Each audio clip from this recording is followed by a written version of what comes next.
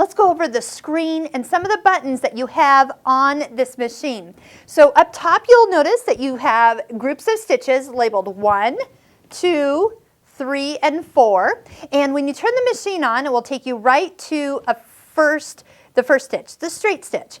And then also here you have 9, actually 10 buttons that will take you right to stitches we always use. So if you need a zigzag, stitch number 5, when you touch it, you're in group 1, stitch number 5.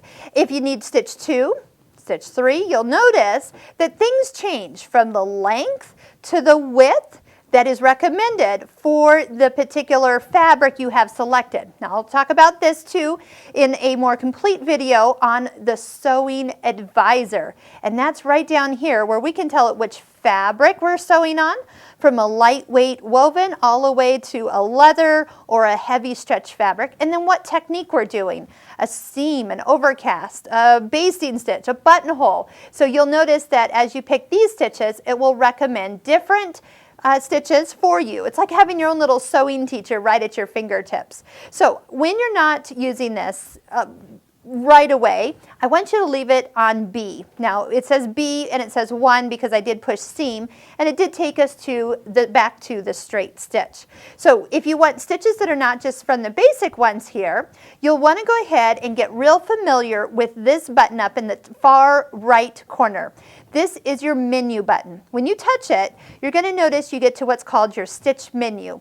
You have 4 groups of stitches, which match the 4 groups of stitches up top, plus our favorite stitches, or the ones you save. So if I want to get to, say, group 4 over here, and I want stitch number 21, okay, and I'm looking at the little bar between these 2 stitches, it says 21. So if I want this stitch, I can arrow across, or I can arrow straight down, and that would be group 4. So group 1, group 2, group 3, and group 4. Once this is selected and I want stitch number 21, I'll come over to the keypad and select stitch 21. Need to do it fairly quickly, and it even shows me I'm on group 4, stitch number 21. So that's a great way to actually pick your stitches. And then also too, you can, once you're at a stitch and you want to go to the next one, you can arrow forward or back and it'll take you right through your stitches all the way across the menus. I believe it'll just start over, let's see, when I get past 39, that's the end. Then it'll come back to stitch 1, which would be back to these stitches, and then take me right on through, which I love the fact that this is very visual. So if I make a stitch, like this is my zigzag, if I make it longer, it actually shows me a longer stitch. If I make it wider, it shows me a wider stitch. And notice that the settings here have highlighted. That means I've changed them off the default setting. The default setting, for example, for width was 3, and that's where it's no longer highlighted. So I'm kind of back to where I am. So if I have changed something, so let's say I've changed it to something bigger than I need.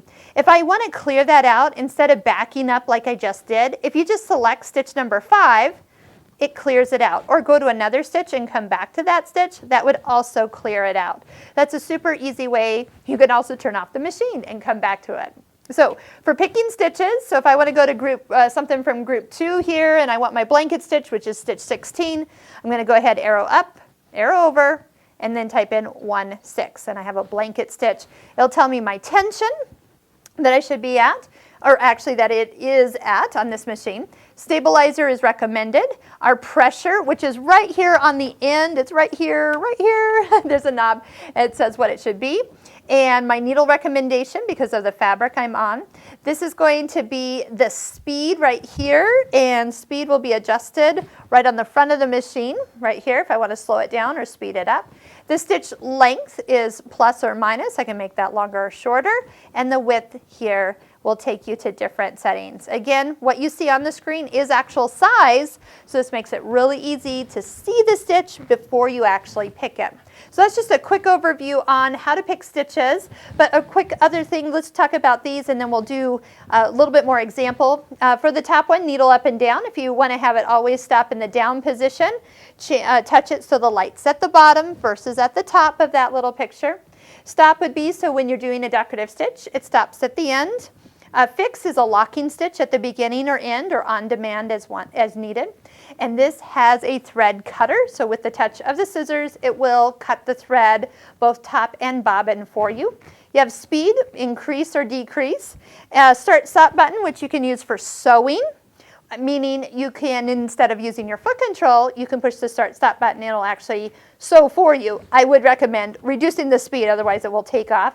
But we use the start-stop button with embroidery. That's going to be your go button, and then that's going to be your stop button. And below it is the reverse button, so sewing backwards, doing a traditional locking stitch, not just a all-in-one hole lock stitch that the fix button does. Some of these other ones we are going to talk about as we get over to embroidery and as we get into the machine for more details. So quick overview on how the screen and the buttons work, and then that way as we go forward you can follow me a little easier and really get the most out of your new machine.